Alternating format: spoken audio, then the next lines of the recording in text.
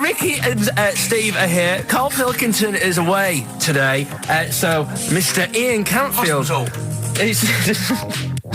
Stop it! This is my signing off link. Right, look, I'm running into your show now and it's your fault. Mr. Ian Camfield's with Ricky and Steve today. Jimmy Carr's on X-List duty tomorrow. If you didn't get a request in, I'll see you 10 o'clock next Saturday. Merry Christmas. XFM. Comfort and Sound by Feeder on XFM 104.9. I'm Ricky Gervais. With me, Stephen Merchant. Hello there. But no Karl Pilkington. No Karl. He's in Lanzarote. But we have got a very, very special stand-in.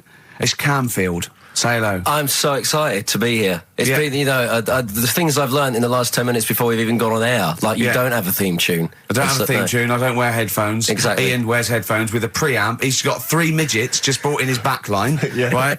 They're called Dog, Mongo and Blitzkrieg. Look, Blitzkrieg is up there, like, eating a banana. Yeah.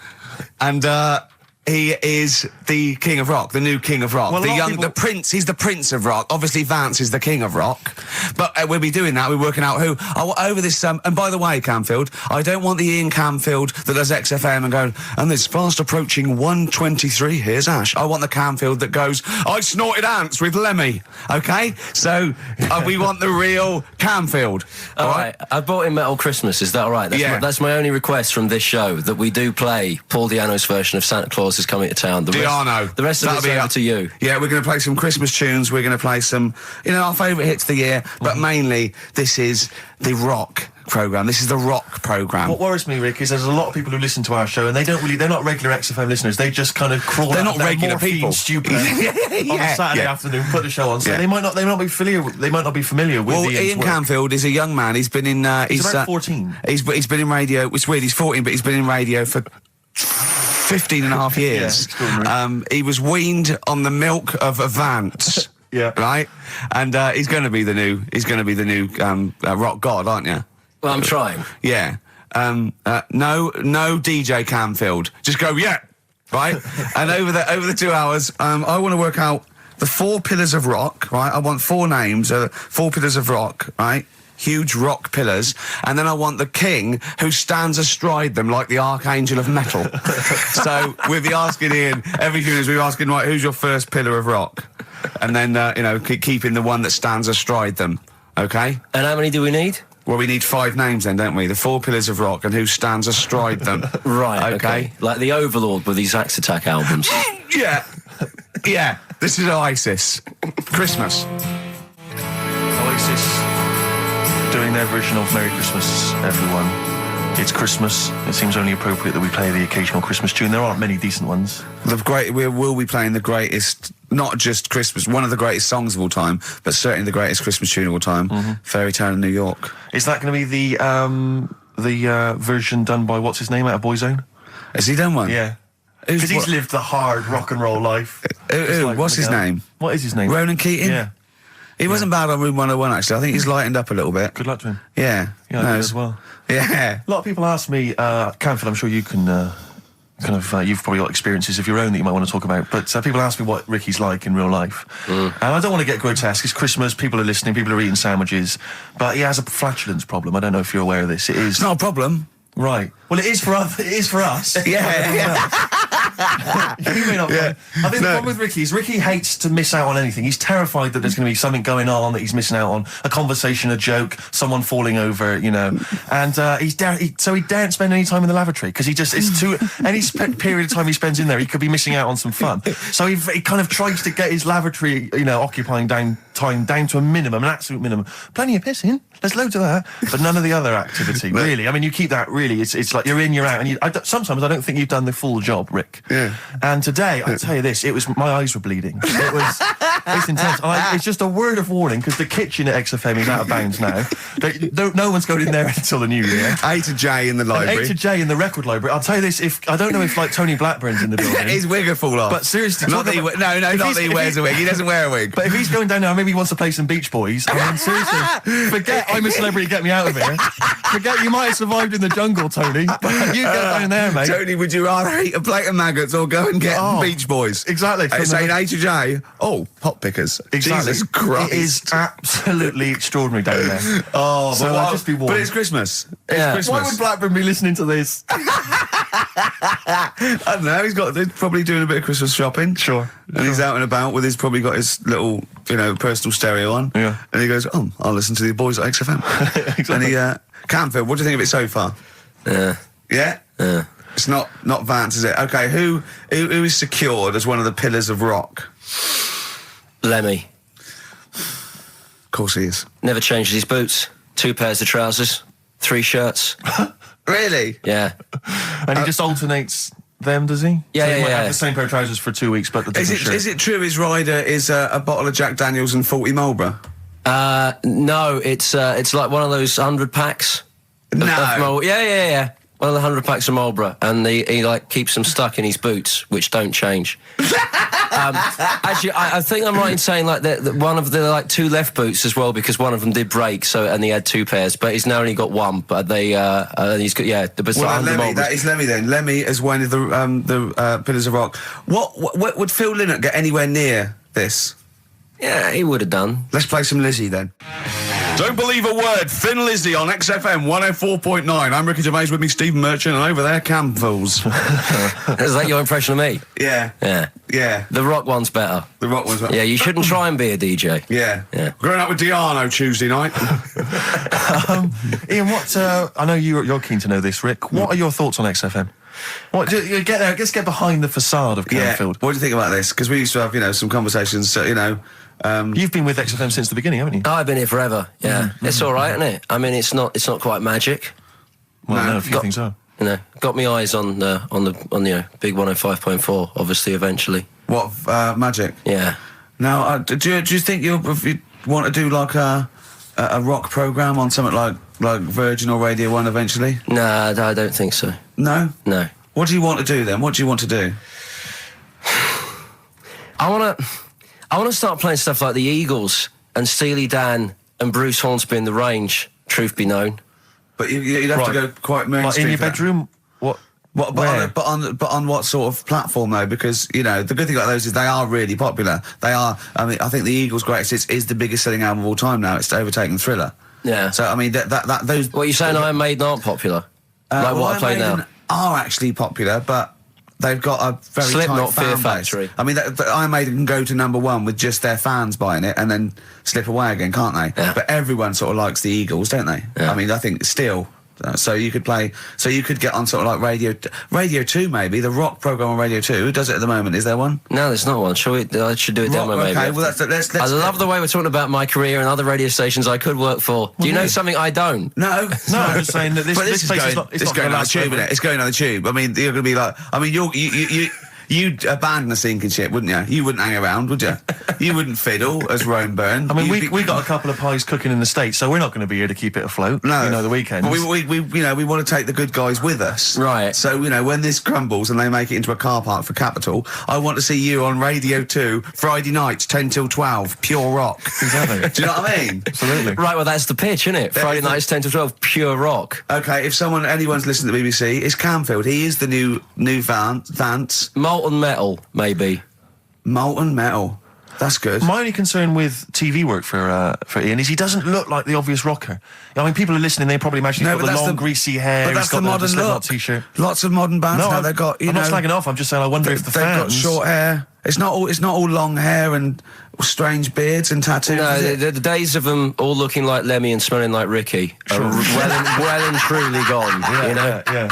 Yeah. Have you ever had the long hair? Have you ever gone in for that? No. Never tried that? No. But I've got bullet belts and stuff like that. You're right. If you'd have wanted me to dress up, I would have dressed up and brought CDs. I mean, obviously I should have prepared more for this show. Sure. Yeah. We're going to play some classic rock, aren't we? I think we're going to play The Who. We got Jump, Van Halen. That's a classic, isn't it? Yeah, I think I got that about 5 times on every Driving album I brought in for you. Okay, and so are we going to play Since You've Been Gone? Yes. Yeah. What's next? British Sea Power. Yeah, I thought we should play a couple of singles that we've enjoyed over the last year or so, and this is one of them. Carry On, play at Camfield. And don't forget, Paul Di'Anno and Santa Claus is Coming to Town's coming on as well. Paul Di'Anno doesn't snort ants, he snorts anteaters. Carry On from British Sea Power on XFM 104.9. Not bad at all. Now, listen, we should just point out to people that Carl's away, and we always slag him off because he provides very little But And he's an idiot. well, exactly, to be fair. But he's obviously off in Lanzarote, and he's forgotten to tell us what the password is for our email, Rick. Idiot. So we can't get into the email. So we're going to have to use Ian's email instead. ian.camfield@xfm.co.uk if you want to get in touch. You're never going to have so many emails, Ian. Really? Yeah, Is that right? you're going to be looking at them all week. It's going to be brilliant for you. You're going to feel really popular. You know what Heat described Karl as a bald little mank twat? Nice. Karl was going, brilliant. Is that allowed? Is that all right? Yeah. Bless him. Bald little mank twat is back on the 3rd, isn't he? Well, if there's one thing that magazine's What good was at, he it's suggesting? You accuracy. can't be regionalist. What? Was he suggesting you can't be regionalist? Was that allowed?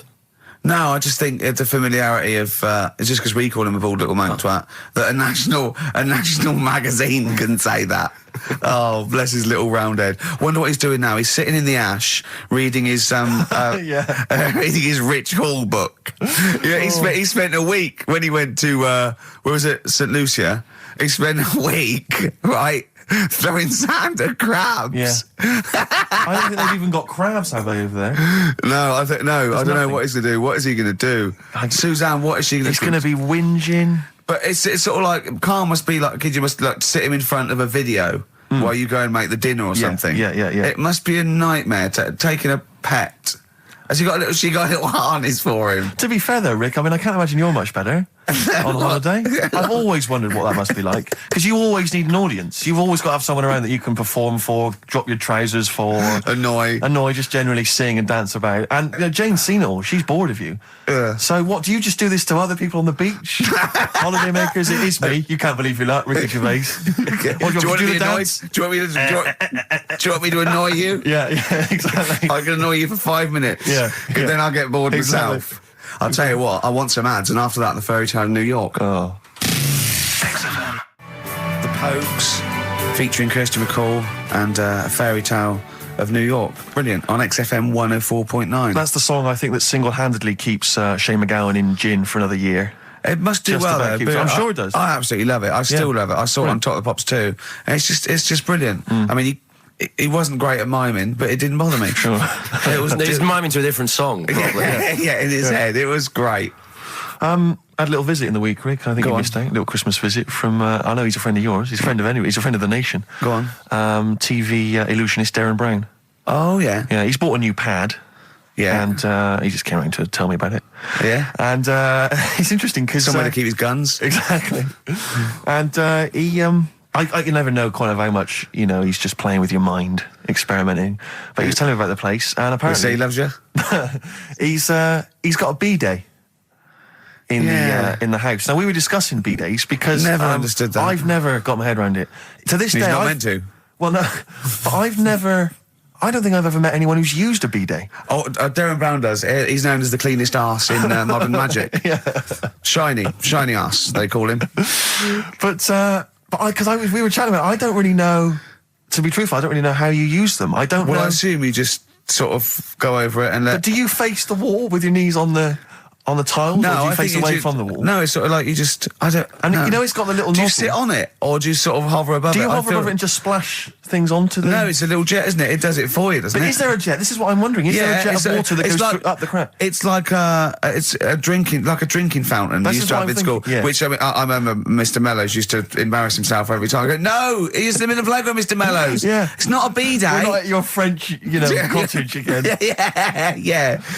I don't. Bidet sounds French. I'm assuming it's French. After they're probably so embarrassed about just sort of like squatting over a hole. Yeah. They go, well, at least we can clean it. Are they? Because I haven't been to France for years. But are they still persevering with the They're public still toilets? going Just with a hole in They're the still ground? got. I mean, I think they have got. Has a single Frenchman travelled anywhere else in the world? Yeah, and goes, seen that now this you is can actually uncomfortable. I know, my trousers go You go down to the Delhi, and I think there's proper decent porcelain. I know, I can't believe it. I think they have got the flush ones now, mainly for the tourists. Sure, yeah, But I've never yeah. really understood that. But it's not. You don't go in. It's not like because they're literally crapping into an open sewer, aren't they? That's the French approach to the public lavatory. Do they have the bidet next to the hole? no, the toilet is a toilet, isn't it? Right. But it's just like It's sort of like it's like going in the bottom of a shower with a big hole at the bottom. But I don't know. And do you? I mean, again, not wishing to get graphic, but do you use the bidet instead of the toilet paper? Is it used in conjunction with, or instead do of? you know what? I've honestly never used a bidet. Because it's not really a working class thing, is it? The bidet. No, but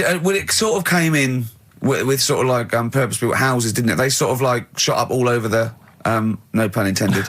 All over the sort of 70s. You know what I mean? It was like in salmon pink. There was toilet, sink, and bidet. Yeah, we won't be using the bidet. Exactly. Fill it with ice. Put some beer in that. Yeah, because none of my friends washes their arse. There are people who refuse to touch their, the hole with the hands, and they only use a bidet. So if they're at a party and there's no bidet, well, Karl doesn't like feeding his bollocks for cancer because he says he doesn't like the texture of them. Sure.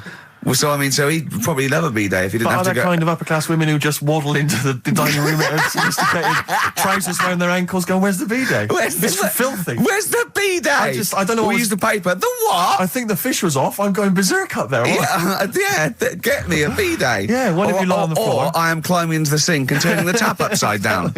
That's the only way I can do it.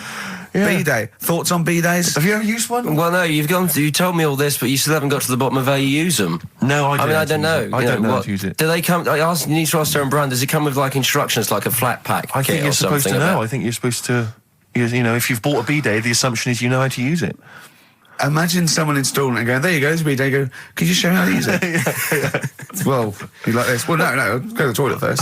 Do the whole thing. Otherwise, I won't know in context. I'll just sit here in the corner. That's fine. Okay. Do you read a magazine when you're normally going? Well, I might do, but I mean, I don't really want to do it with you here. But how will I know? Exactly. I need to know how you transport yourself from the lavatory to the bidet. Do you remember when we were trying to offer Karl money to have a shower with Johnny? Yeah. just some of the highlights of the year. That's a weird thing to do. Yeah. We nearly had him there, and then he didn't want us to watch. Yeah. We said, "Well, how do we know that you've done it or not?" Yeah. He went, "You are definitely bent." That's his conclusion. What we got lined up? Well, hang on. Let's just say if anyone's got any idea sort of how to use a bidet, maybe Any idea for anything to talk about on this show? Well, that doesn't involve crapping or farting. We've done that. We haven't done little Chinese fellas or the gays yet. That's still to come in the second hour. Ian.Camfield@xfm.co.uk if you've got any thoughts on bidets or just, lavatories generally. Richard Ashcroft on XFM, Check the Meaning. I think it was out this year and we enjoyed it. So I certainly had a thought then that, someone like Richard Ashcroft, who's really cool. I mean, I think one of our greatest rock and rollers, really. He writes great tunes, does great albums. The Verve, already in history. I just suddenly thought of him listening to this and thinking, I wish they wouldn't play my songs because I don't want to be associated with that drivel. Yeah. Most people get a buzz out of it, get it on the radio. Do you think people say, don't let Gervais... Guilty by association. Do you know what I mean? I love that song. I love Check the Meaning. I thought it was a lovely song. And he's thinking, they're going to sandwich it to be talk about little gay Chinese fellas and bidets. Yeah. Yeah. And it's going to make me look What worries me, Rick, is that if we had to draw up some kind of list of artists who would allow us to play their songs, it's going to be such a short list. Gary Glitter, it's just going to be a few people who, are slightly more shameful than us. I just thought of something. There are 1 billion people in China, and I assume it's the same percentage of homosexuality occurs, as it were. That's 1 billion, 1 in 10. That means there's 100 million... little gay Chinese fellas running around. Richard Ashcroft, if you're listening, I apologise for that last... Think about it. John Lennon, you okay? War's over. I heard a DJ in the week, I won't say who it was, but sort of like a cheesy sort of housewife choice DJ, and he played that, and he went, weird one that, isn't it? What do you think of that the first time you heard it? Strange one. John Lennon, Yoko Ono, war is over. Here's the moment at least out there. I love that. Oh. What does he mean? That's exactly what I want from a DJ. That kind of insight. We were talking before the break about how many little Chinese fellas there are. Yeah. Billions. An awful lot of them. Brilliant, good. More the merrier. Are you familiar, Rick, with the scary fact, I don't know, Camfield, if you're aware of this, and it's chilling. I don't know where I've heard this from, but apparently... And this is kind of legend, I didn't just make this up, this is well known, that if all the Chinese people in China, right, no, come on, if they all jumped up and down at the same time, Apparently, this is what they say. Apparently, it would cause a tidal wave that would wipe out America. that would destroy America. I love the idea of coordinating that. Brilliant. Well, I like the idea. Firstly, they don't need weapons of mass destruction. They don't need nuclear weapons because they got that threat. They can't constantly. have one that. You can't count a tidal wave as a weapon of mass destruction. Or jumping. Tony Blair could send in sort of people, UN people going, look out for anyone jumping. Exactly. All they need is an immense sort of skipping rope. Oh yeah, once a little fella in Japan holding one end, little fella in Russia holding the other, Exactly, yeah. and they go on your marks. You'd have a lot of coordination over that one little. Maybe like someone like Mr. Motivator, kind of coordinating it all from the top of the wall, sort of looking down. The Chinese equivalent. Yeah. That would be because I think that's why they built the wall. I think that's why they built the Great jump Wall. off the wall. Exactly. They just climb on that wall. That's the way it's done. That's the threat. And that's why America started the space race, because you can see it from space. Exactly. So they go. They're up there monitoring constantly. This is Eagle to Houston. There's lots of little Chinese fellas about to jump. Yeah. This is Houston. Are they wearing them? We just need to confirm they're Chinese. Are they wearing those? Are they wearing those comical hats that look a bit like a lampshade? They Yes, are. They are. We just need to confirm they're Chinese. Because if I was the leader of China, what is the name of it? Is he the king of China? We're so ill-educated, Is aren't he we? the king of China? The Tsar of China? King, is it? What is it? Is Chairman Mao still there? Is he It's still chairman someone else probably, the new chairman. I Or don't chairwoman, know. don't be sexist. And actually, when I said there's a billion people in China, so there's 100 million little gay Chinese fellas, someone phoned up to say half of them are women. Yeah. Well, of course. Yeah. Straight on the phone with that. Well, I meant little lesbian fellas or little gay fellas. Yeah. I mean, I wasn't being sexist. But if I'm I just was- saying there's probably 100 million little gay Chinese people. What worries me, Rick, is if I was the premier of China, or if it was some of the people I went to Is school it with. premier? Oh, whoever it is, the king of China. If I was the king of China, right? Isn't he the king of China and king and I? Or is that he's somewhere else, isn't he? That's Siam, isn't it? I don't know. Is that rubbish, aren't we? is that not in China? We're not. Where's Siam then? We're not. It's Ceylon now, isn't it? I don't know. Or was that? Oh my God! Someone educated listening must be tearing their hair out, screaming listening to three buffoons Listen, in a room. If I was the king of China, let's assume it's the king of China. Okay, yeah, you'd be tall. But when sometimes you've had a few drinks, whatever, I mean, I'm sure you've done that thing where you order a pizza for someone, a mate or whatever, or send a taxi around to their house, something like that. Yeah. What I do is I just phone up George W. Bush and go, seriously, mate, you better send some stuff over, money and that, and videos, because seriously, they're all outside now. 1, 2... Yeah. And you could freak them out. Send It'd be us brilliant. some knives and forks, because I am fed up with these sticks. Yeah. It's ridiculous. I don't know why we're still sticking with them. I can't pick up the tiniest little bit of chicken. It's crazy. It's rubbish. Send us some cutlery. I'm having a nightmare eating yogurt. Oh dear. This is 104.9 Racist FM. Absolutely. Jonah Louis. Should we apologise for that? Not at all, no. That's right, innit? Stand by it, yeah, it's That good. was his follow-up to You'll Always Find Me in the Kitchen at Parties. Yeah. One of my favourite lyrics. She was into French cuisine, but I ain't no cordon bleu. Brilliant. Yeah, looking forward to playing that in the new year. What happened to B.A. Robertson? Don't He know. knocked it off. I was standing in the corner and the ball came across. What was the other one he did? I don't know. We're not as old as you. Oh, no. This is all you- gobbledygook to us.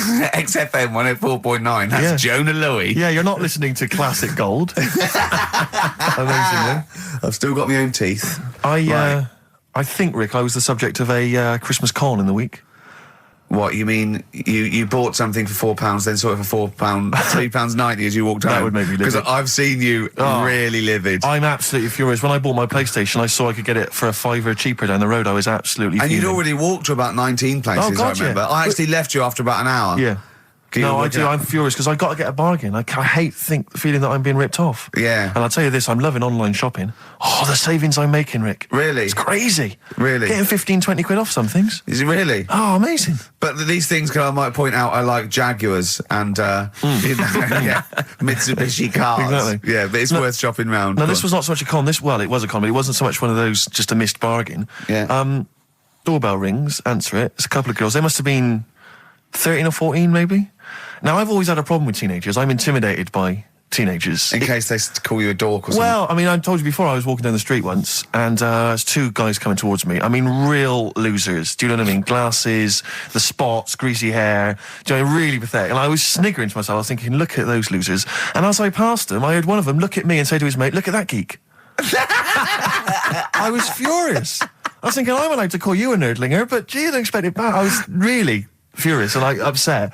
And so, as I say, these teenagers are at the door, and they were quite aggressive quite aggressive girls, and they had a piece of A4 paper, and they went, "We're doing a sponsored thing." Yeah. But I didn't quite catch what it was they were doing that was sponsored. I think they sort of fudged it. They went, "We're doing a sponsor." Oh yeah. And I went, "Right." And they went, "Do you want to sponsor us?" Boy, they picked on the wrong person. I was a bit intimidated. I don't know why I said no. I was worried maybe it was part of some kind of, hidden camera show, Yeah. And so I said, yeah, all right, I'll sponsor you. So they handed me this form, and I always thought you were supposed to have quite an official-looking form for any sponsorship thing. But this was literally a piece of A4 torn out of a notepad. It was the back of a Gareth Gates poster. Exactly.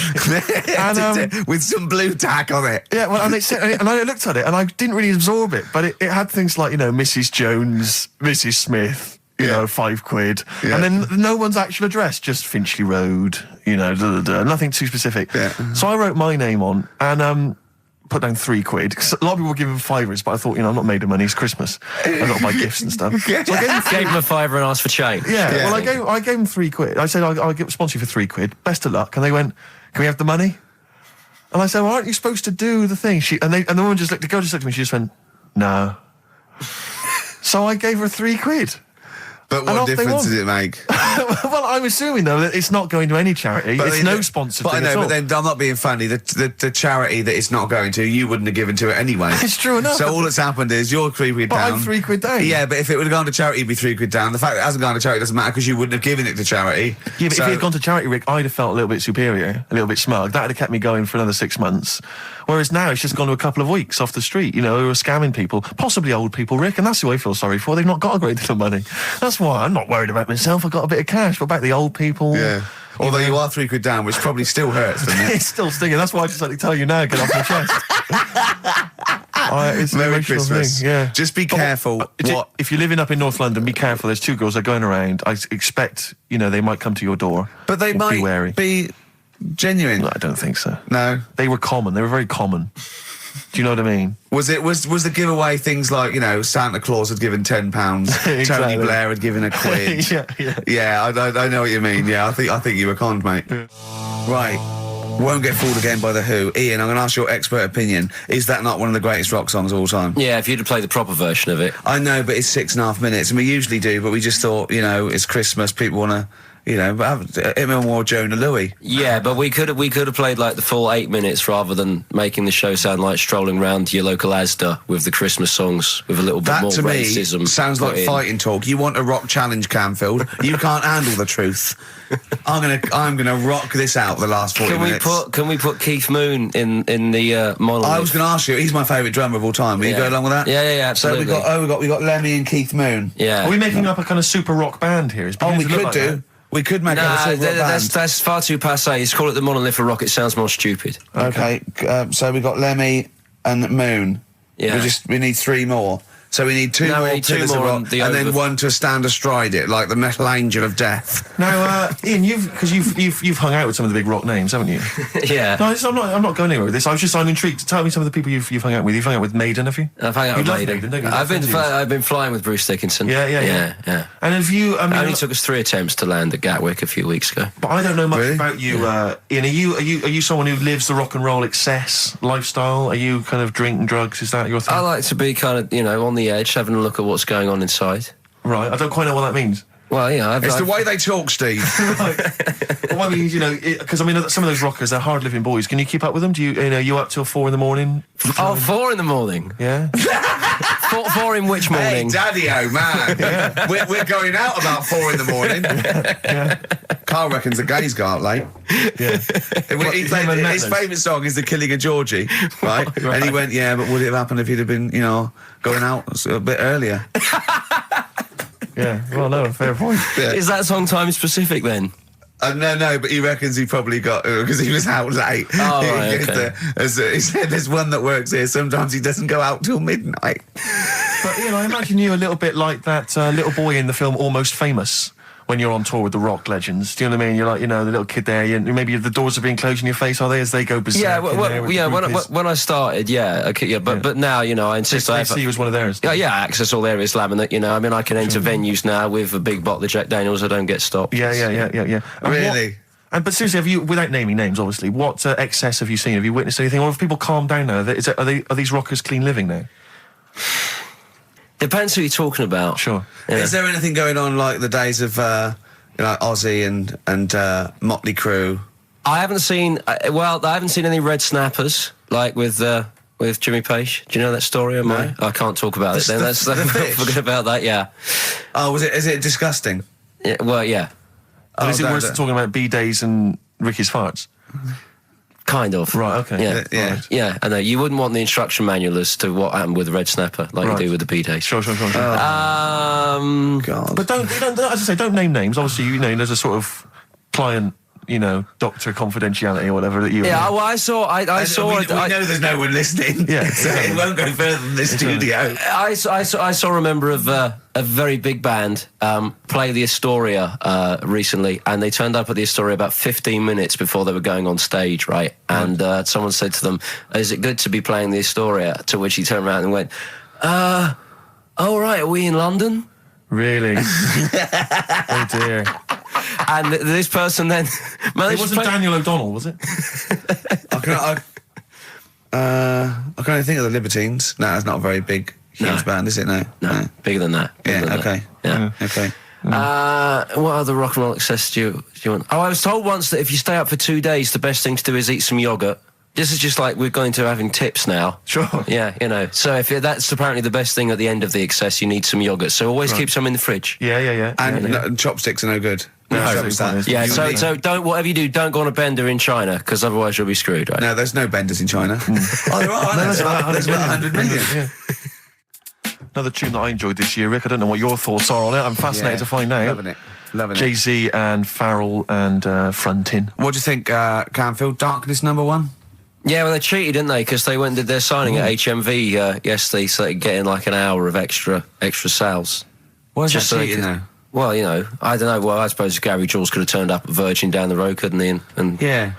Okay, well, then in that case, they're that going... deserves to be sort of #1 because at least it's potentially a sort of evergreen sort of Slade type classic, and they are the biggest sort of band around at the moment. Camford, what are your thoughts? You love rock. What do you make of The Darkness? It's all right. They've been around for a while now. Sure. Another year, maybe. But they're all the ingredients of everything you like, I imagine. They've got a bit of glam, they've got a bit of Queen, they've got a bit of AC/DC. It's all in there. You've got a bit of Bruce Forsyth. You know what I mean? He's funny. They're a good fun band, aren't they? Yeah, they're all I mean, right. they're essentially just too close to novelty. But then so was Slade, in a way. Slade have only got this credibility resurgence in retrospect. At the time, they were a pop band that essentially were for teenagers and thugs. I'm not Yeah. sure Camfield's going to be championing Slade, though, up there in the same way that he champions the Maiden. But you got to appreciate what Hold has done, surely. Yeah, I appreciate what Holder's done. But they only became cool, didn't they, when Oasis covered them? Yeah. I mean, I genuinely always liked Slade, and I've still got a soft spot for him. But The Darkness, we'll have to wait and see. At least the Darkness weren't as irresponsible for the kids of today, though, because the amount of spelling mistakes that Slade were responsible for at school in the 70s With must the be Zs, atrocious. putting the Zs in. Rubbish. Ian, I'm going to have to ask you for our third pillar of rock before the ad break. Right, well, we need... who have we got? We've got Lemmy and Moon. Right, okay. I think we need to put in... we need a guitarist in there. We should maybe put in Keith Richards. I'm a little bit worried about the health scare because the kind of air pollution around any venue that this band might play with, like, Lemmy and Keith Richards there. Yeah, See, I'm surprised at Keith Richards because I would have thought it was heavy enough for you, but the Stones have done enough to get in the annals of rock. Yeah. Okay, let's play some ads. Quick question. Do you actually speak like this, Ian? What? You do This actually is talk- it. This is your real voice. This is real voice, yeah. Yeah. It's amazing. Do your daytime sort of voice, the X-list voice. Say it's fast. It's just coming up to 2:20 on XFM 104.9. After the break, we've got Feeder. Say that. It's just coming up to 2:20 on XFM 104.9. These are the ads. XFM. Trouble with that song is, don't know about it. It could sound like he's saying something to do with bell ends. Well, yeah. What? Heaven forbid. What? You think you meant that? Did he? Probably. No. That's The Darkness on XFM 104.9. Bellend. Yeah. What other rude words are there? Cock. Yeah, that is rude. Yeah. Especially at Christmas. Especially at Christmas, yeah. It's a time for families. I know. Now listen, time for family. Now, Ian, Yeah. who is your fourth? We need a lead singer in this mega group, the monoliths of rock. Who we got? Lemmy, Keith Richards. We've got Keith Richards on guitar. We've got Lemmy on bass. Yeah. We've got Keith Moon on skins. Right. Some terminology coming out there. Yeah. Who's doing the Vox? Who's given Golden Tonsils Award? Robert Plant. He's gone for Plant. He's gone for Plant. A lot of trad names there. There is the group. The lineup is Moon, Lemmy, Richard, Plant. Okay. Now our competition, Steve. Name that group. Okay. What's the best, heaviest rock name ever? Sure. This is obviously not a name that already exists. No. Okay. My mate of mine came up with. I think it was Brain Hammer. which I like. Velvet Nazi 666. Sure. So we want the heaviest, most mental piece of death metal, headbanging, bleeding out of your brains rock. Axe Attack. Okay. Please welcome to the stage, Christ on a bike. Please welcome to the stage. Oh, look at you. That would be great. Yeah. That would freak out the metalers. Yeah. Cheeky. Yeah. Oh, now listen. They need a manager. They need someone who could introduce them. They need someone to stand astride them. Who is the leader now? Who is the king of all that rocks? Well, it's obviously Tommy Vance, isn't it? Do you know what worries me, Rick? We've said Vance a lot today. I'm wondering if the kids today, do they know Tommy Vance? Are they What do you think of that, familiar Ian? with him? If they don't know, they shouldn't be listening. Okay. Fair enough. So Vance is their manager. He needs to. They're on at Wembley. He's got them on at Wembley. They're the greatest rock band of all time. We need the name. Please welcome to the stage. What are they called? Phone in, email in, and the prize we're gonna get some. We'll rummage through the bins as Carl normally does. Some old tat like Carl does. Some VHSs, some CDs. Greatest air guitar ever. Betamax. Yeah. Do we need to give out the numbers and Well, stuff? they can email, Don't get can't them to they? phone in. You don't want to talk to him, Ian, seriously. No, you don't. You know when what's his name says to Agent Starling as she's going to meet Hannibal, don't let him inside your head. Yeah. Don't talk to the listeners, Ian. Exactly, it's very much the same Please thing. I'm a bit concerned that my email is going to be besieged by people sending you links to how to clean out the bidet. Well, that's all right. The week. But Make what's sure the most mental, head bleeding, banging brain hammer operation this band can be called? Call in. Rick, because it always amuses me. I know it's cruel to put you on the spot, but some of your former band names have always amused me. Well, the worst. The worst one. Right, I'll just leave this. Ricky's had a number of bands over the years. What was the worst one? Ready? Get ready to play that record because I don't want any aftermath. No, hang on, before you tell me, what was the one? Because these pictures of you, like when you were New Romantic, keep on being published. But That was Shauna dancing. yeah, but someone That's pretty bad. But someone told me they were like, "Oh, ask him about when he tried to be Bon Jovi." Can you imagine such a thing? I know the name you're thinking of. Right, here we go. Play the record immediately. I say this. Ready? The Sacred Hearts. Play a record. Blair on XFM 104.9. I forget the name of that track, but it's good. Good song. Thanks very much. Oh, good song. Yeah. Oh, right. I just thought you were complimenting giving his opinion. Right, Yeah. go on. The what? Are we still on the air? Yeah. What are we doing? Merry Christmas. We got someone on the line. Oh, right. He's here. Who's that? Ricky, Yeah, go on. it's Jonathan. How are you? Good. It's only TV's Jonathan Ross. Ross, turn your radio down, you idiot. I'm here. I like to. I haven't got a radio on. What are you talking about? We can hear the feedback. Well, I haven't got it. It's not my fault. It's your incompetent radio station. And also, didn't you hear? We said don't call in. We don't want to speak to the listeners. I'm I'm not a listener. I'm a visitor to your shores. I'm special. You know that full well. I know you're special. Right. Yeah, exactly. What have you got a name for the band? Yeah, you ready? Yeah. Blump. B-L-U-M-P. I tell you for what, you can't have a normal word. If it's the monolith band of all time, if it's the big, you can't have a regular word. It doesn't make sense. How can you have a regular word? All these ideas you've come up with are rubbish. You need a word which only stands for that one thing. No one's heard it before. No one will use it again. Blump. I can't help but feel that that's a more appropriate name for maybe one of Ricky's bands. I love seeing that picture of him in that band. You see it everywhere these days. He was like a girl. He was like a little girl in a suit. It's like a little dyke at a wedding. What was that? That's got to be the kettle calling the pot black, surely. Yeah, I've always been nothing but 100% heterosexual. We're not sure about. There's not anything wrong with it. I know that, but look at you. I actually had to get that in. There's not anything wrong with it. I'm Jonathan Ross. Oh dear. I was thinking the other day, right? Oh, yeah?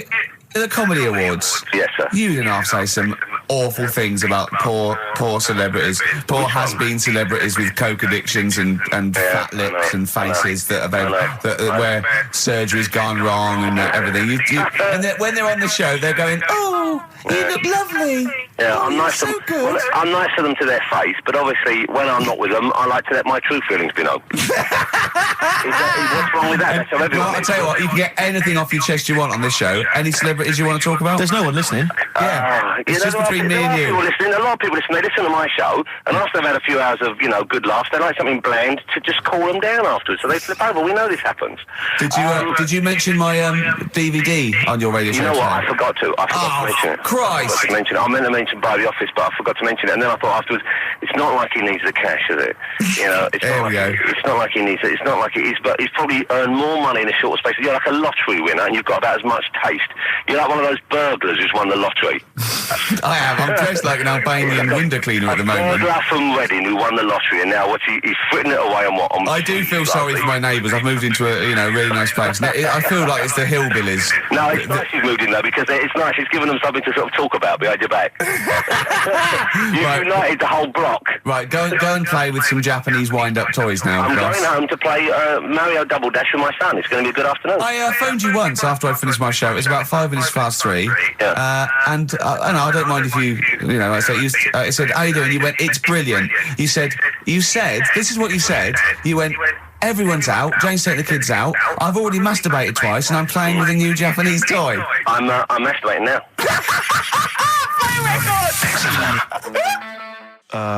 Kings of Leon, Wasted Time on XFM 104.9. Sorry, I was sidetracked there by just some of the band names. And now listen, I want to put in 2 of my own. I want to win that pile of tat out there. Right? I've got 2 names here. Okay. We should just remind people in case they've just tuned in. Oh yeah, what's Ian going on. Camfield has chosen his mega band of all time. He's got Keith Moon on drums. He's got Lemmy on bass. He's got Keith Richard on guitar. He's got who have you got singing? Robert Plant. Plant. And their manager is Vance. But he needs to announce them at Wembley Arena. They're already sold out. They're at number 1 in the album charts. They're the greatest rock band of all time. And I've got 2 suggestions. Okay. What about this? Please welcome to the stage. Tungsten lung hemorrhage. Yeah, good. Yeah? Please welcome to the stage. God dildo. God dildo, interesting. Nice juxtaposition there of God, the almighty creator, and a dildo. Nice use of some contrasting imagery there. Yeah. Powerful and topical. Tungsten lung hemorrhage. Yeah. We've had a couple also on the email. People didn't really include their names, but who cares? Please welcome to the stage, Balls of Steel. Balls of steel, Oh, man. yeah. And we've had like Brain Hammer. Yeah. Brain hammer's good. I Lots like of brain hammer. brain-related stuff. Quite liking the idea of tumour fish. Tuna fish. I like. Tuna fish is very good. I like tuna fish. I just wonder if there's one more contender. I don't know who this was, Ian, that phoned in with it, but possibly it's topical. Deathly Hem. Yeah. Deathly Hem. It's brilliant. Oh, it's Deathly Hem. Please welcome to the stage, Deathly It's Hem. Deathly Hem. Who's that? We've got to give it to I don't know who that was. Oh, but, well, if you came up with Deathly Hem, email again. Deathly Hem. It's the greatest name for the greatest rock band of all time. Will you please welcome to the stage, Deathly Hem? It's Golden Tonsils. Isn't it? I went to, I was going to go see him once at the Camden Underworld about a year ago, and they had this sign up, right, saying that Graham Bonnet, who sung that song, had cancelled, right, and it said, God willing, he'll be performing tomorrow. And just in case you thought he cancelled because maybe no one bought any tickets, the doctor's certificate was beneath the cancellation sign. Brilliant. Well, we've sung that a couple of times drunk, haven't we, Ian? Oh, but, At the top of our voice. We have done it. It is the best ever. Yeah, it is. Ben has won whatever you're giving away. Yeah, a Ben big came pile up with of Deathly crap that Hem. we've got. Yeah, Deathly Hem. Yeah. I mean, if you are in a rock band and you're looking for a name and you think you deserve that name, then, you know, write to us. We want to know that you're really heavy, and Ian Camfield would officially hand over the deeds of the name Bethlehem.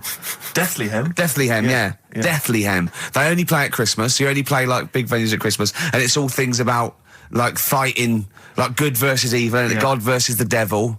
And you got to write songs like that, yeah. Yeah. Deathly Hem on XFM 104.9. Perhaps that the debut should certainly be a concept album based on Yeah. the Nativity play. Yeah, Brilliant. Nativity, yeah, Or that'd be just good. the whole kind of Old Testament in kind of rock form. Yeah. With we're extraordinary. It's the battle for humanity. Yeah. It's called Humanity Manatee, and it's a fight in the ocean of hell. Yes.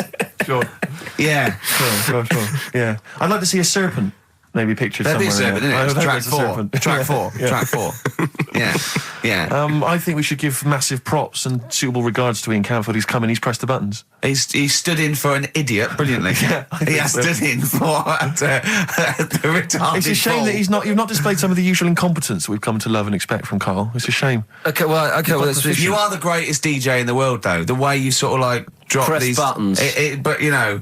Every time I've pressed a button off air, Ricky's been going, "Oh, what great DJ!" It's great because he ends it. It's just brilliant. I mean, we're lucky if we can talk with the mic on. That's the title, not talk over a record. We did some great links during the ads. Yeah, and of course, Jonathan Ross masturbating live on air. Just looking back at some of the highlights of You this don't get week's that show. on Capital Gold, do you? Like Tony Blackburn getting a call from Fluff Freeman going, "All right, mate, I'm knocking one out." Yeah. Well, have a lovely Christmas. Have a bloody great Christmas. Have mate. a bloody great Christmas. It's the best of next week. Yep. The best of the last few weeks with some tat, you know, that Carl's put together. We're Look back in forward to that. January. We're playing some of our favourite songs of the year. I'm looking forward to seeing Pilker's tan and Pilker's pictures from his holiday. covered in ash from the beach. Yeah. And we're back on the 3rd, I believe. But Ian, do you want to introduce one? This is Ian's choice for the day. Yeah. We'll see you next week in spirit, and then we're back on the 3rd with Pilkers. Over to you, Camp. Enough of Jonah Louis. This is Paul Di'Anno, ex of Iron Maiden, doing Santa Claus is Coming to Town. The French have tried to keep that secret for over 100 years, Steve. upper crust people. Yeah, nearly 200 years. That is a top secret. Somehow Euston Station upper crust got hold of a document left behind in an old sea chest, possibly Napoleon's, could have been Josephine's. Unfortunately, jotted it down. He's kicking himself now. Oh, Secretary, I cannot believe I left a note. If he talked like that. He did. He did that. Yeah, he talked English, but in a very funny French accent. Do you remember, there was one thing that, talking about funny French accents. Loch Ness, the monster, Yep, sure. probably doesn't exist. Okay. What it is, Interesting. Hold on, interesting. Oh, interesting. It's- What they thought not list probably didn't exist. Curious viewpoint. Hold on. What proof have they got for that, Carl? How can they go around saying stupid things like that? it's methane, Right. Again, in Loch Ness. and people have seen, what's the lake it's in? Loch Ness. Yeah? It being the Loch Ness Monster. Yeah. That's where it lives. That's how it finds its way home. That's certainly the clue. Yeah, Get again, Carl, that's the clue. Yeah, it's good. And it's, if it's out wandering, it goes, "Excuse me, would you know where I'm being the Loch Ness Monster? Where would I be going?" "Oh, you'd be going to the Loch Ness if that's your home. It's away over there, you So big anyway, monster, you." So the bubbles from the Sure. methane bubble up out of the water. Yeah. People think, oh God, it's a monster's head. But it's not, it's just water sort of shooting up because of the bubbles. Well, that's two of the great mysteries of the universe solved by Karl P on a Saturday afternoon. That is fantastic. So that makes me think a lot of things. So you know when mediums are sort of like going, "Oh, I've got something coming through." Do you think they are exhaling a lot of methane gas, and thus making them not think straight? Do you think everything's down to methane gas? Do you think that all the mysteries of the universe are down to methane gas, Carl? What did it say in the documentary you saw? About what? What was the budgie happy? We know that budgie was sad. Was it in a room? Because they used to take canaries down the mines, didn't they? They used to take canaries down the mines, they'd smell the methane, and then the budgie would be happy. I'm not going to teach you anymore. Play a record. Oh, should we introduce this, shouldn't I? Go on, then. Oh, it's Beatles, Long and Winding Road. Smooth. Are we getting paid for this? Our Freaks Electric, Richard X and the Sugar Babes on XFM 104.9. Well, nearly through. We've had a few laughs again, a few tears. Absolutely, as always. Oh, excuse me, and don't be alarmed. I look quite frightening, but I'm merely a nice monster. I seem to have lost my way home. Could you direct me in the right direction? Nice to meet you. Yeah, Karl Pilkington. Hi. What's your name? Why do you need to know my name? Well, it might help me to find out where you come from. Oh, my name's the Loch Ness Monster. Okay, all right. Give me a second. What was your name again? Loch Ness Monster. See, this is what I mean. I just run this one past you just on the off chance. Yeah. Because maybe that you change your opinion slightly. Yeah. Feng Shui teaches you to use your environment wisely. Sure. If your land and the surrounding area is undulating, it's said to house auspicious dragons. When land is flat and featureless, the dragon is missing and the land is said to be less auspicious. Excuse me, they call me the Brixton Dragon. Sure. I seem to have lost my way. I know it's South London somewhere, but could you help me find my home? What's your name? Well, they call me the Brixton Dragon. Right, where are you from? I see what you mean. I see what you mean, aye. Oh, okay, man. So does that make you query it at all, the dragon? I'm not into it that much. Right, I'm sure. just saying that if you have your head at one end of the bed rather than the other, it might make a difference to your night's sleep. And you get this quite a lot, don't you? Especially Americans, that Elvis Presley's still alive. Yeah. And I think, wasn't there some statistic, like more people believed Elvis was alive than believed evolution? Was that right? Yes. Something like that? No. No, it's something worse than that. It could be something. It was something like that. It's something like, I don't know, it's something like 42% of Americans believe that Elvis Presley has faked his own death and is still alive, right? Yeah. And there's this whole book that's been written about it, because, Carl, you might be interested in this. I know you're always fascinated by things that have been written down and therefore a gospel. Yeah. And that you don't have to revise yourself. You just learn off Ian Wright. Yeah. But apparently, the reason that Elvis is still alive, is that there's a number of sort of pieces of evidence. One is that none of his family could agree which colour pyjamas he was wearing when he died. That's evidence, apparently. Apparently, he was an honorary member of the FBI. Well, apparently his signature appears on FBI documents well into the 80s, long after he should have died. Apparently no one can agree. There was sums of money a lot of fat people in dungarees have seen him. Yeah. There's a number of sums of money which apparently only he could have given authority to have transferred to other bank accounts. They've moved. Yeah. So this is all evidence that Elvis is still alive. And a lot of people, I was talking to this guy and he was saying, well, of course, the thing is, the pressures of fame were too much for him. That he faked his own death so that he no longer had to be this huge icon. He could live an ordinary life. And my query has always been this. If Elvis faked his own death, do you think the method he'd have chosen is to have shat himself to death whilst on the toilet? Yeah. Yeah, but because he picked that, nobody will doubt it. Right. So Elvis went to the FBI. Yeah. What do you make of it? Well, exactly. So what we're saying, Carl, is that there was lots of methods open to him. You know what I mean? It's all like, he didn't go to his secret reason and go, oh, I'm fed up. I want to fake my own death. You know what I mean? And they go, yeah. And what methods have you got? I like to be found shit myself down the toilet. You like to do what? I want to be a big fat motherfucker on the toilet, just shitting myself to death. Right, on my ankles. Elvis is a good idea. I'm just wondering if there's maybe something a little bit more glamorous for your favourite death. I mean, you could take a bullet for the president. What? Shit all over him? Just shit? No, we know crap at all. No, you just take a bullet for him, or you could. There has to be shit involved. Why has there got to be? There has to be shit involved. Why has there got to be crap? I want it this way. Make it happen. Yeah, it's probably Carl, head in hand, look. Yeah. He's worried about the things we say. Yeah. Jeez. We haven't offended 1.2 billion people. Yeah. A fifth of the planet. So, Carl, what do you make of it then? Are you convinced Elvis is still alive? Am I getting him mixed up with someone else? Because all Elvis, all Elvises look alike. Because that is true. A lot of Elvises do look alike. That's safe. On his gravestone, didn't they get his name wrong, or is that his brother? Who's his brother? Aaron. That's his middle name. Yeah. You're not an Elvis kind of expert, are you? Hold on, wasn't Elvis one of a twin that died? That died, and I'm sure they got his name wrong on a grave or something. Oh, I don't know. But that's consequently that's proof he's still alive. No, I've had the thing with the still alive thing. Like I say, he picked that awkward death because nobody would be saying, hang on a minute, going round upsetting the family, wanting to talk about it because they'd be embarrassed to be saying, he was found sort of in a pile of mess. Weighing 25 stone. Yeah. So... Because you notice he also expanded to a huge size as well, so he was just a huge fat blob of a man. He also did that to add, extra... To the glamour. I don't quite understand these people who fake the deaths, because... Well, a lot of them don't. A lot of them don't, Carl. This is what, in a roundabout way, we're saying. We're saying that a lot of people that say people fake that they didn't, like Bruce Lee and James Dean and Elvis Presley. We're saying they didn't fake their deaths. He did die, didn't he? His head come off, didn't it? Oh God. Who's this? James Dean. His head came off. I once called my bluff in the week. Is this with Toxic and yeah, Colin? it was quite good. I quite enjoyed I it. imagine you could get on there if you want. I used to watch it with what's his name? Famer. Yeah. Famer.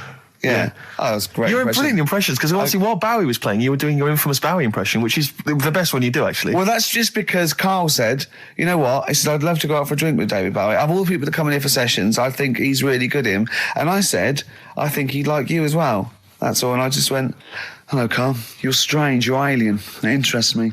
Myself and Ian, I'd like to put you on the...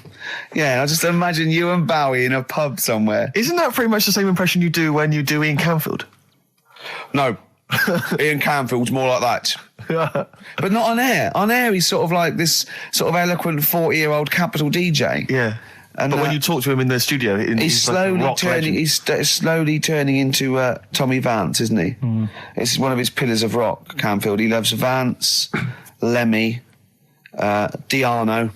If we run out of material later in the show, which is likely, yeah, considering we're now talking about Ian we ran out of it at 1:05. Exactly. But could I maybe just sort of interview you as David Bowie?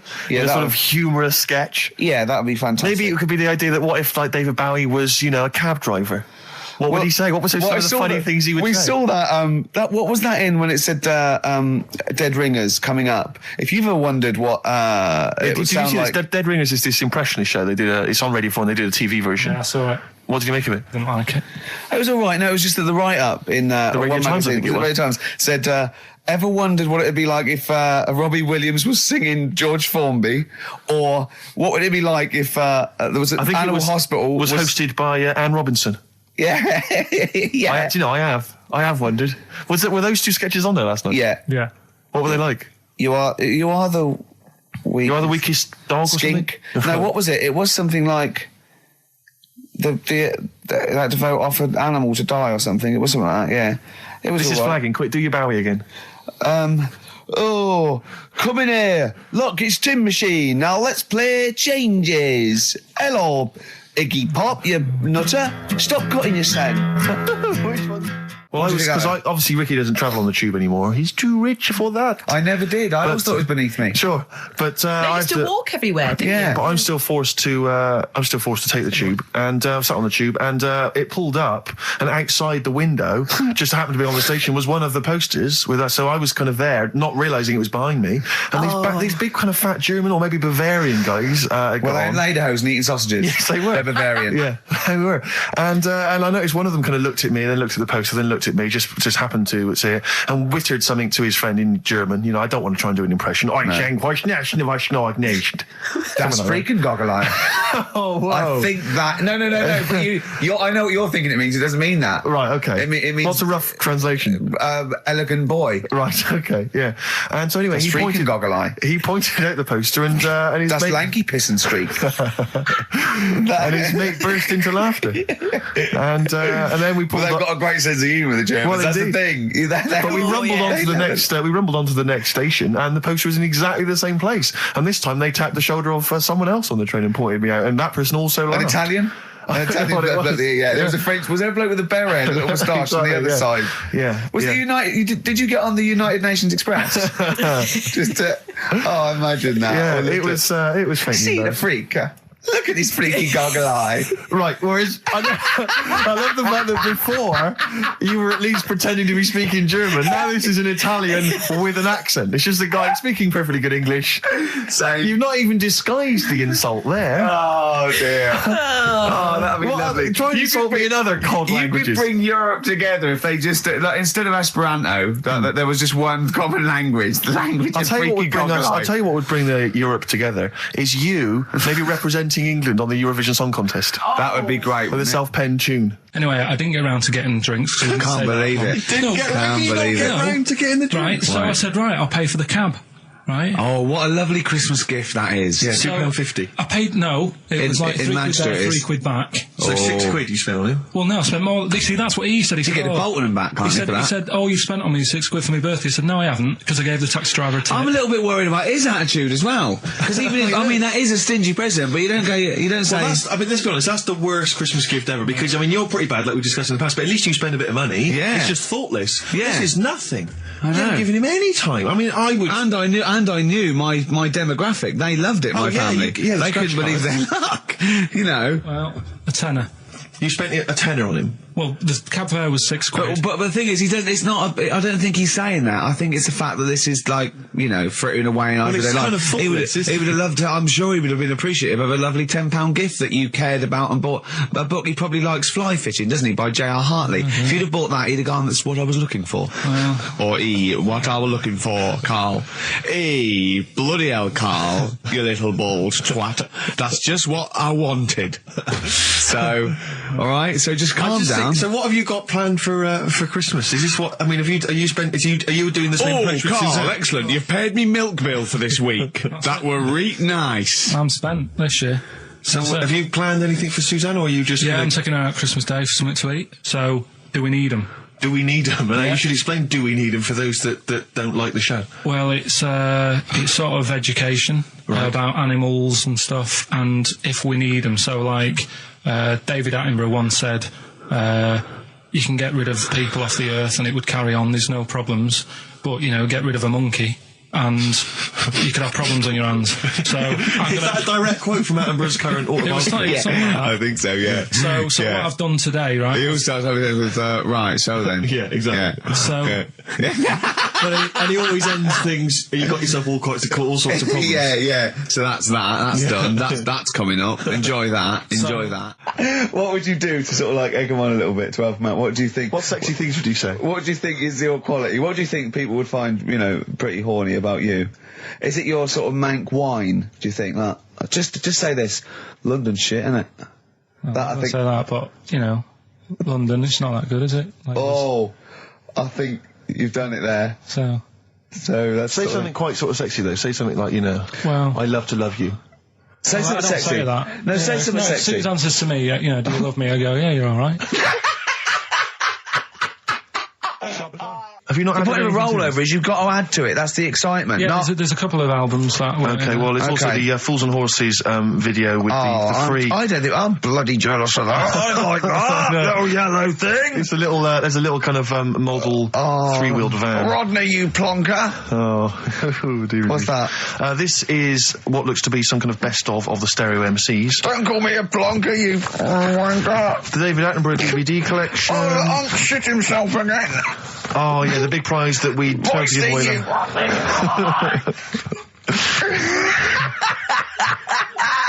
Best chill out.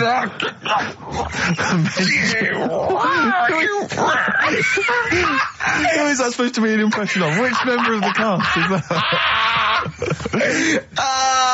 Is that Cheeky Dell? I don't know. Best chill out album ever, the best air guitar volume 2. Brilliant. And of course, for all our fans, Doctor Who, The Aztecs. That's on DVD, and that's one of the William Hartnell Doctor Who. Alright. That's the worst impression I've ever heard. That's brilliant.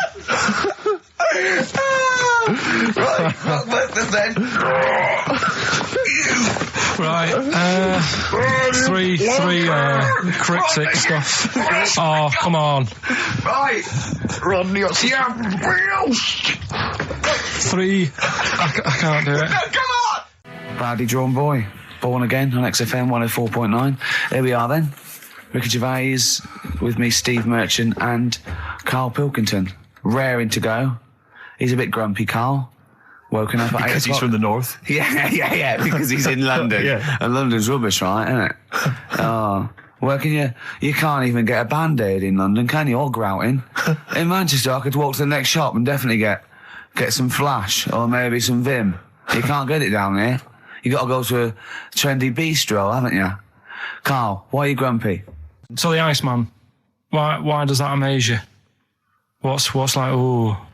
Well, they found a part of our preserved past.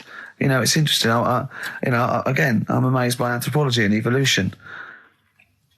Yeah. It's just that line on its own like that, you know, they found an Iceman is great, but then it went on, and it's going on about, you know, they've had to get different people involved to find out how old it was. Because first of all, the story started off, right, an old fellow on holiday somewhere. Where did they find it? In Sweden or something? And he was walking in the hills. And he was walking? In the hills. In heels? Was he a transvestite? In the mountains. Oh, right. In the hills. Yeah. Yeah. So he's walking about and he sees this body in the snow and he thinks, oh. So he calls the police up and they come and have a look and he goes, oh yeah, it's probably a murder. So then they dig it up and find out he's got hold of a spear in his hand. Right, and he's dressed like Fred Flintstone. Yeah. Right. And they realise it's probably not a recent murder. Right. His knuckles are dragging on the floor. He's Yeah. a Neanderthal man. They Yeah. think, hang on, Karl Pilkington. But when they found out, hang on, it's an old thing. It's an old thing! Can it? If it was a murder recent, then you'd go, hang on, how did this happen? Who does he belong to? Yeah. But the chances are whoever murdered him is also dead. 5,000 years ago, probably, yeah. So leave it. Just bury it. I don't think it's a murder investigation. No, but they are. It's not Quincy going, this was before my time. It's not a murder investigation. Yeah, just one thing bothers me, sir. Just one final thing. My wife loves you, but this guy. That's how they were Why treated. would he have a spear Yeah. and a leopard skin? I just can't. I can't get over this. What are you talking about? No, there's this lad who called Mark, right, who I used to go to school with, who used to call me that. And his mum, right, was like obsessed with cleaning. And I was never allowed in their flat. He makes the place look untidy. So she used to, I don't know if it was just me or all his mates, but I used to turn up and she goes, yeah, he is in, but you know what you've got to do? And I used to have to go round the side of his flat, and he had a computer, right, which I used to play. I didn't have one at that point, but he had one. And I used to have to go round the side of the flat and stand at his bedroom window with his window open, and I'd be sort of leaning in playing the game. You are joking. I'm not, his mum- You had the weirdest upbringing I've ever heard. The things you were willing to do. It's the strangest. What is this town like? No, I stopped going once Was I there got my always own. music? Right? There's the horse in the house there. Oh, look at these two kids with big heads and webbed feet. All right, Ronnie. All right, Reggie. What was it like? She was It obsessed. is like you've grown up in a cartoon made for children. Yeah. No, his mum was really obsessed with cleaning. When Can I play through his window? I used to, Put these Mrs. marigolds on. Ramsbottom, can I play through Mark's window? Aye, you know what you have to do. she used to be up till about Is 3 that in the morning. Pilkington again? What do Have you you washed your hands? What up till 3 in the morning? She Washing? used to be up doing the tiles in the kitchen. Washing until 3 in the morning? It's at 3 in the morning. And for ages and ages, that saying that out on the tiles, I used to think that came from, like, his mum. Because she was out, like, cleaning them late. So, till I was about 13, I thought that saying, out late, on the tiles, Yeah. was... And now you're not confused by anything. XFM 104.9, what do you want to know? Funny thing happened to me on the way here. Okay. Actually, it was about Wednesday or Thursday. I was walking along Charing Cross Road. I was on my way here, actually, to meet Karl for a drink. And this little fella came up to me. I think it was an overseas student. He's sort of like a student type, but he had an accent. And he came up to me and went, "Excuse me, are you one from the office?" And I went, yeah. He went, "Would you sign a script book of the office for me?" I went, "Yeah, by all means, yeah." He went, "Can you come to the bookshop?" And I went, what, you haven't got it on you? He went, "No, but if you come, I will buy one for you to sign." And I went, "I can't really." He went, "Were you going to pass one?" I went, "I'm not, no, I can't." He went, and he went like, he went, "Oh, I was just in Waterstones earlier. I didn't go." And I went, "Oh, sorry." He went, "You could just," I went, "I can't." He went, "Okay." I went, "I'll sign something else. Have you got something else I can sign?" He went, "Of course." And I signed a pamphlet or a brochure or something for him. But I love the idea. Imagine me going with him and queuing up, and I'm in the queue. He's going, "You're going, yeah, fine. Can you just hurry up?" And he gets there, and his switch doesn't work, and he goes, "Can you lend me £10?" Yeah. I mean, imagine that. I'm a little bit annoyed you didn't go with him, frankly, because that would have been a sale of our book, and I get a little cut from that. Well, behind him was Salman Rushdie going, can we hurry up? Because I shouldn't be out. I'm getting a lot of funny looks. Now, a lot of them obviously doing good work. There was one fella, I think you'd have appreciated it, because I know you are very politically active, and I think this guy has really studied hard, and he's realised the best way to make his voice heard on the international political stage is to ride around on a tricycle wearing a jester's hat. He was really shaking up the bloody government. I wouldn't want to be George W. Bush about now. Not indeed. Once he sees that. Once he sees that guy. Most of his aides rushing in and going, George W., look at this guy. Where's that? That's in London, England. Okay, call off the forces. Is that a large tricycle? Yeah. Is he wearing a nappy? Get me Colin Powell. Why'd you call him Colin, not Colin? It's the way he likes it. Don't about. Just call off the troops. There's a in a jester's hat. Call the troops off. Just bleep some of those bits.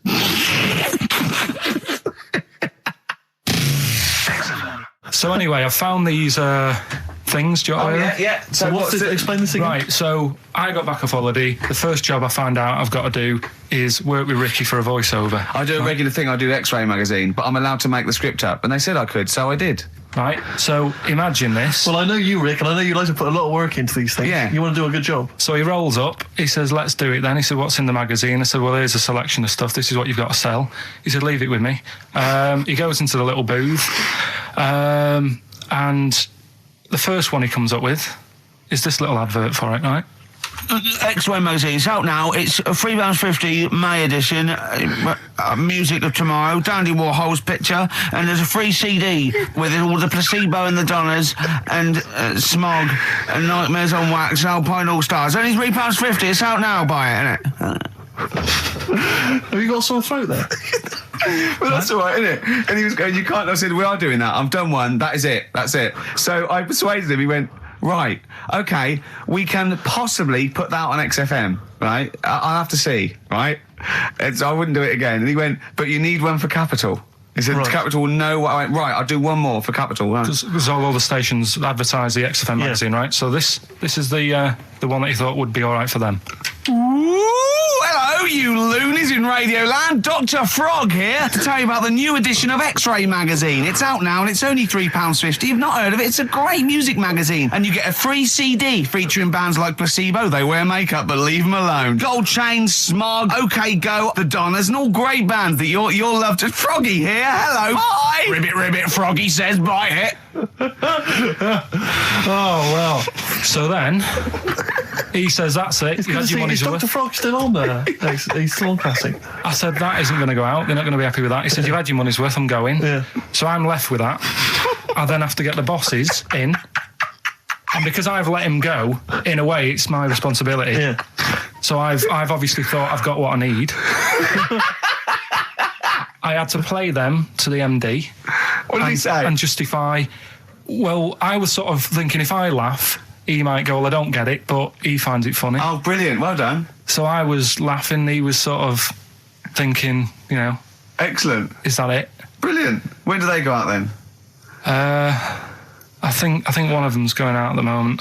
Excellent. I think the first one's going out. Brilliant. Well, let's play a great track then. Is it Dr. Frog?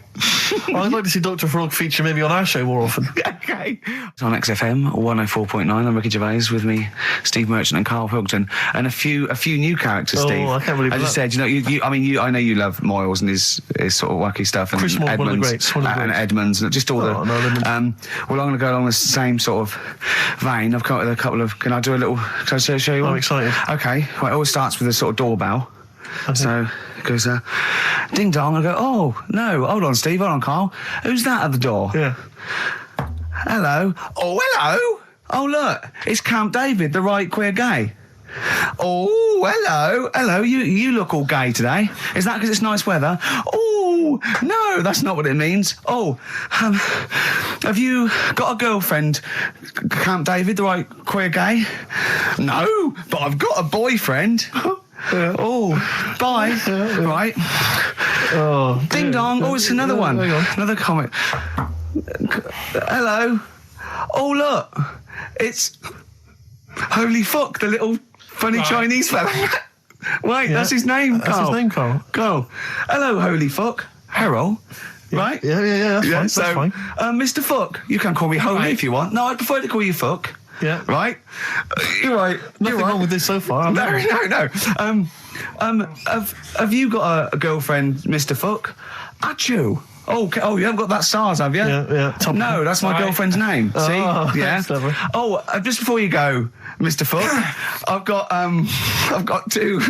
got two things here. I've got a nice Trilby hat that you could wear, or I've got a little lampshade. Right. Which one do you want to put on your head and walk around? I presume the Trilby. No, but it's not. No. Yeah. Lampshade. Lampshade, of course. Bye. See you later. Yeah. I thought they were genius. Can I be honest? I'll be honest. I thought they were brilliant. I thought they were. You didn't steal them off Chris. No. They're original. They're original. Sometimes characters. Chris Moyles has done stuff as good as that. I know. Yeah, I know. But no, these are all mine. So there you go. We'll be hearing more from Camp David, the right queer gay, and Holy Fuck, the funny little Chinaman. What? All right, Carl. Yeah. Is that your sort of humour? It might not be your sort of humour. You just should have run it past me before you did it. Yeah. What one are you worried about in particular? The not Camp David. Well, say his name. No. Say his name. Which one? Well, I don't know which one you mean. The Chinese fella. Well, I forget who that was. What was his name? I can't remember. Well, if you can't remember, it can't be that good, so we'll leave it. We won't do it again. Right? I'll tell you what I've got, Steve. Oh, what? I'll tell you what I'm thinking. Go on. Right. Do you know, like, TV programmes sort of get rested in the winter? Ding dong. Oh, no. Hang on, who's this? Oh, go on. Hello again. Not now, Mr. Fuck. We're talking. Bye. Is that Holy Fuck again? Yeah. Okay, God. Look at Carl's face. Right. Okay, that's it now. I'm not answering the door anymore. Right. Okay, go on. Right. Yeah. Ding dong, ding dong, ding dong, ding dong. He's trying to get in. You've got. Don't be impolite, Rick. Come on, Rick. He wants to come in. No, it's too late. It's too late. He's gone away now. Go on. Right. Anyway, what I'm thinking is, Rockbusters coming back for a bit. What? What are you talking about? He likes my idea. He likes my characters. He doesn't like that idea. If I what? Carl, no, what? I was going to say if I came up with what? With that Chinese fella. What was his name? For a sketch. But do you not think that Columbo looks like he smells? Would you imagine he smells a bit? He's a brilliant detective. Well, he's got that dog and he smokes cigars, so I imagine he smells. I reckon he stinks. I reckon he doesn't clean his clothes enough. Oh, I think he has. I think he gets up and washes. But I think he puts I just think he's too absent-minded. I think he's too busy thinking on solving crimes and stuff. What do you think? Do you think his wife makes him clean his pants now and again? I think they're quite a bohemian couple. I'm not sure she's really interested in that. I think she's got her own mind. Maybe she's a painter or something. No, maybe she's losing it a bit and he's a bit embarrassed by it. Yeah, that could be the truth. And she's probably incontinent, so while she's ironing his trousers, she just all over them, and he goes, "Oh God, she's shatting my pants again. I gotta wear them out." Yeah. So that's what. Oh, ding dong! Who's that? Who's this? Oh, hello! Oh, look, it's David Gray, the bent piano player. Oh, all right. I thought it was going to be Columbo. That would be the joy. Ding dong. My wife loves you. Hello. Oh, I don't believe it. Look who's turned up, Carl. Let me see what we've got Is here. Dickie Anderson called in yet? Sadly, nothing from Dickers. I think I might make him one of my hilarious sort of comedy characters. What do you think he would sound like? What would he sound like? Sort of probably like that, I think. Ding dong. Hello. Hey, it's Dickie Anderson. I can't believe it. Your show's rubbish. Something like that? I mean, I think you should work on them perhaps before You're saying there's not a lot of substance to these guys? I'm just saying that, once the novelty of the doorbell has worn off... I don't think you understand comedy on radio, Steve. I'm not sure I do, to be honest. Listen to Noel Evans, listen to Moyles. You'll see you don't need to riff with it. It's just, you just do the doorbell and just say they're here. Right. That's all you need to do. Sure. So, that's the main thing. Well, so we've had a couple I'm of thinking of some responses. more characters as well. Well, keep working on those. Yeah. Marcus has emailed. He says no to Rockbusters. He hasn't heard it, but it sounds rubbish. Believe me, you couldn't be more right. Well, does The Office sound good as a title? All right. This is someone else. Don't bring back Rockbusters. Please, can we have more Holy Fook? You're not pronouncing it right, Steve. I know. I was just a bit edgy there. It's Holy Fuck, the little Chinese fella. Holy Fuck, the little funny Chinese fella. Ding dong. Oh, who's that? Oh, it's a posh bloke who doesn't care about poor people. hello, posh bloke, what are you doing? I'm in my Rolls Royce and I don't like the homeless. Oh, posh bloke, don't be a... You want to do that? Satire. That is satire. Yeah. There's nothing like So it's it. political as well. I'm getting in There's so political many. Don't things. even begin to show off. I was showing that some foreigners are funny. I got in the fact that, like, if you notice that Chinese people wear different hats to us. Yes. So that's political in a sense. Yeah. So, if I'd have done a character called Tourette's Boy, friend of the little Chinaman, and it went, ding dong, oh look, it's Tourette's Boy, friend of holy fuck, holy fuck, you'd have been annoyed. Do you know what I mean? Oh, who's your mate, Tourette's Boy, holy fuck? You'd have been annoyed, wouldn't you? Is that a character from Lenny Henry's show? I was watching it last night, I can't remember. I can't remember whether it's Chris Moores or Lenny Henry. Yeah, one of them. So a little surprise for you there. That's Coldplay here. They're live through there. Thanks. Can you hear me? Can you hear me? Yeah, brilliant. Do you want to say a few words? Do you want to I'll have a quick word with Chris, lead singer Chris. Chris, good to have you here. Hello. And how's it going with Gwyneth Paltrow? Brilliant. Yes, she's a lovely lady. Yeah, no, I thought so. Yeah, I saw her in Shakespeare in Love. She's good in that, isn't yes, she? if you would pass that on to her, just say I enjoyed that. It's going all right. You going to get married or? Yeah, so I marry either her or that Julia Roberts woman. Yeah, either one is good. Yeah. I know you're on holiday at the moment in Hawaii. I read in the paper today. No, you're actually here. I'm actually here. Okay. Got to go now. Got to go. All right, just a couple of quick. See you later, Chris. Yes, see you, Ricky. So that's the sort of guests. That's the calibre of guests. We're just trying to up just things. like Jonathan Ross. We've got guests like Jonathan Ross. That's Coldplay. Just popped in. So if you're the Sony people listening, you might want to... And we've still got Karl to take off my sock for 20 quid. Okay. We're trying to be interactive. Yeah. I've seen how other DJs do it. They have phones. They go, and how are you celebrating tonight? Oh, we're just going out, Foxy. Have a good time. Here we go. This is, you know what I mean? Yeah. We've got to be. I've guessed we had Chris Martin in from Coldplay, which to be a lot. Well, Chris is still here. Hello. Chris, how did you come up with the ideas for your songs? Just make them up in my head with the guitar. And how old are you now? 28. Thanks very much. And that more from Chris Martin later, I imagine. Cheers. We've also had an email. Cheers.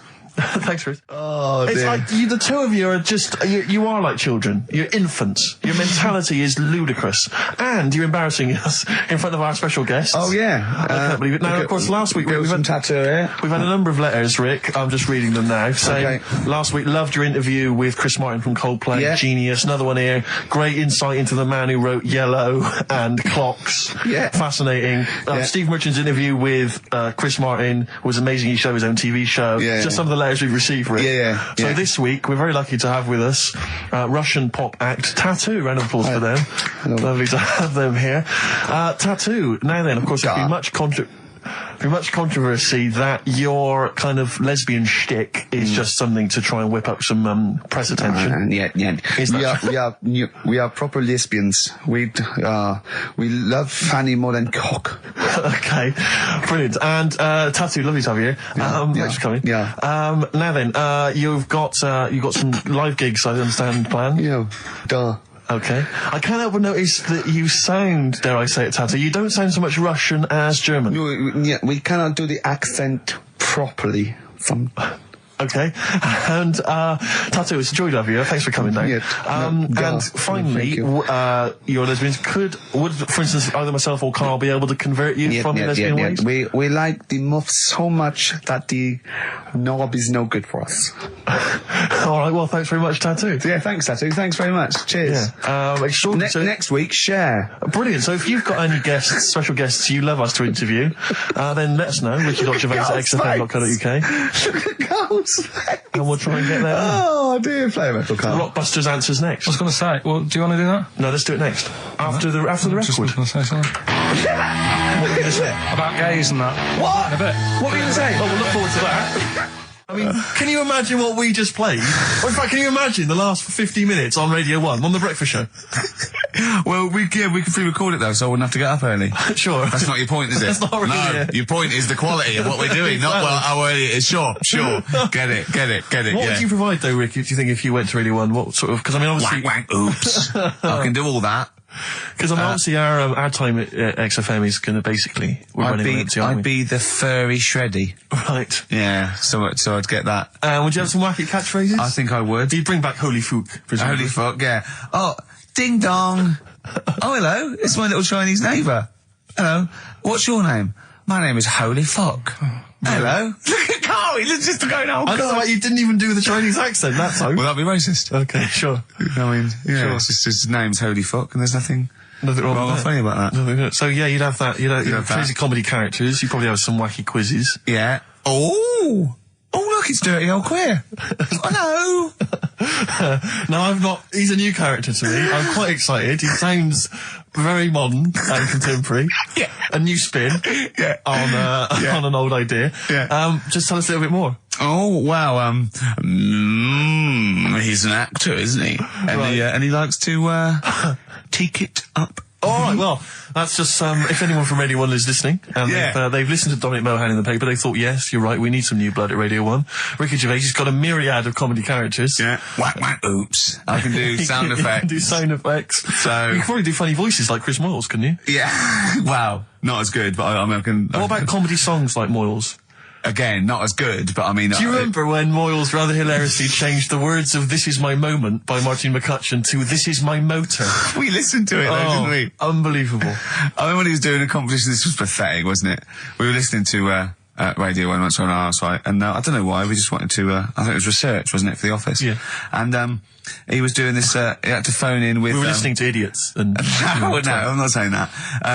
And he was doing this competition, you had to call in with some songs that are golf-related. And people were phoning up going, drive the cars. He was going, drive the cars, good. And I was on that phone, I must have wasted about 40 quid, and I wanted to get through and go, hello, Chris, it's not Milesy, yeah. Derek here, I got one. Oh, go on then, Derek, what is it? Something like Spandau Ballet with golf cart and that. And I just wanted to and I waited. I thought the joke's on us. Yeah. I waited my phone bill just to say something stupid. Oh, dear. Oh. This show's better than this. Yeah, anyway, if you've got any hilarious golf-related song titles that you'd like to email in, What's the number? Oh, let them email in. ricky.gervais@xfm.co.uk. What would a song title be if perhaps we were doing something about, I don't know, air travel? Yeah. If you've got any crazy ideas, email in. We'd love to hear them. Yeah. Brilliant. I've got a thought of another golf one. Okay. You know, Duran Duran? Something down the fairway or something, if they wrote that. All right. That's Girls on the putting green? Yeah. Or something? All right. Yeah. Oh, hello. Have you introduced you? My name's Holy Fuck. I'm Dirty Old Queer. I could do all that. Ding dong, whack whack, oops. Steve reckons in ancient Greece, right, it was better to shag a bloke than a woman. And I went, well, yeah. I mean, that's about the male being sort of a first-class citizen. Yeah. Much better, wasn't it? An aspiration the to point sleep with a was, Carl, beautiful man than a beautiful woman. Women were lower-class citizens, Yeah. so therefore men were seen as higher class. So to have sexual relations with a man there was no shame in that. No. In fact, it was looked upon. And I as said, well, you know, ancient Rome. I said, Nero, he sit in his big jacuzzi and he used to get, you know, pretty boy men to go into the water and just nibble at his testicles while he was having a wash. He didn't do that. He did. No. Yeah. And he's not a gay fella. No, well, no. I mean, you know, I don't know about Nero, but I mean, it wasn't a case of a big delineation between what was heterosexual and what was gay. It was just, you know, whatever you... So what did this fella do then? This one who's having his... Well, he was pretty much top boy, Nero, for a while. He was in charge. And, you know, and you did what you're told. If Caesar or... But why were people going round there? Why didn't they go, oh... No, they weren't dropping in. It wasn't like the door was opening. I was just going to see what Nero's doing. It's not like when I pop in here to see you. Normally what would happen is he'd say, come back to my place, I got a book for you. Yeah. You'd pop in. But he'd come out in his pants. Elton John would be on. You'd have probably been like a delivery boy or a stable boy or something, you know, and you'd have popped round there and you'd have gone, there, right, Nero, there's the tablets of stone you wanted. And they go, Pilkington, why you are here? Pop under, I don't know why he's French. What is that? I don't know why he's French. Just pop under the water and nibble at my testicles and you'd have done it. Because he was Nero. I wouldn't. You would have. There's no way I would have done. Yeah, well, you would What have. have I done? I've dropped a pizza off. Yeah, you why pop am I around to there? Nero's place with the pizza. Right. Right, I'd say I've done my job. Right? Yeah. That's not the sort of tip I wanted.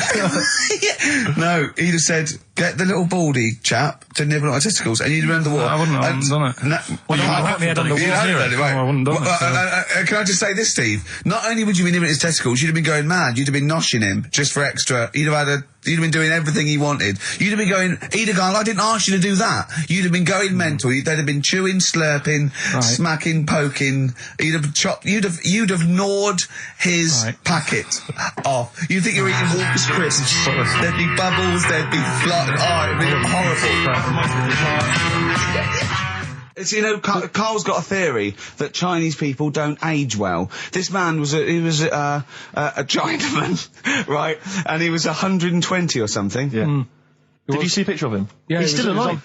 No, he's not. No, He's he's not. No, He's died dead. at 120, so... He said 120 or something, but makes you wonder. What makes you wonder?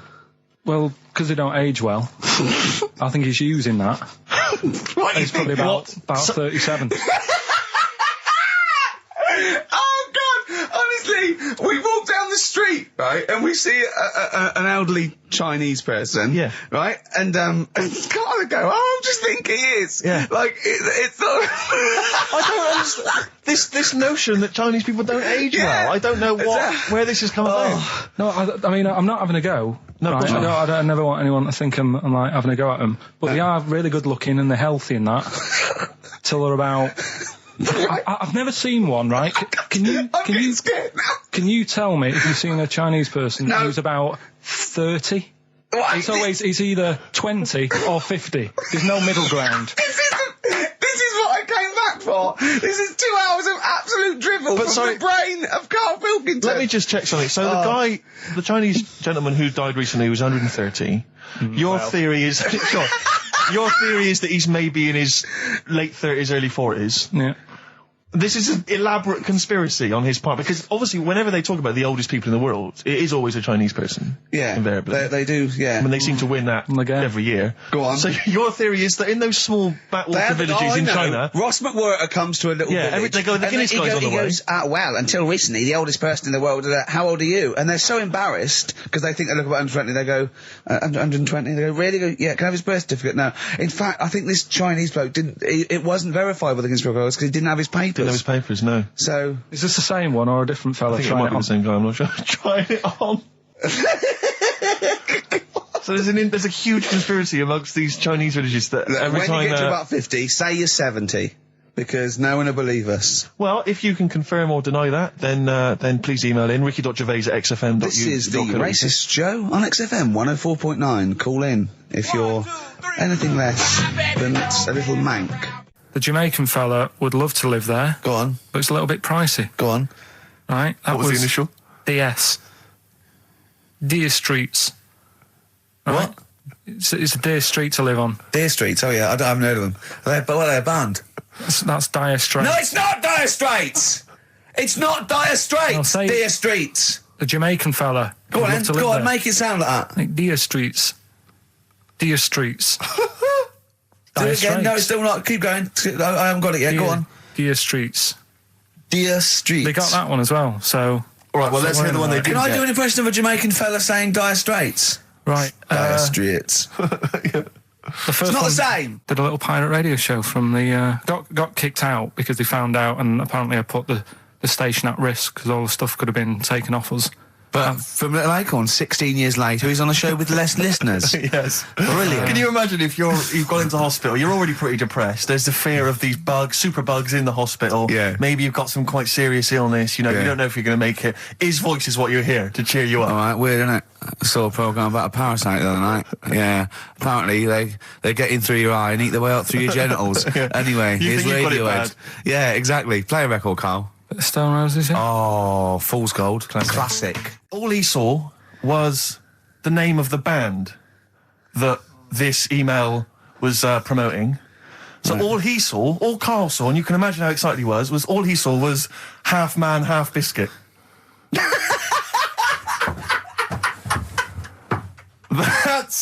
That's all he saw.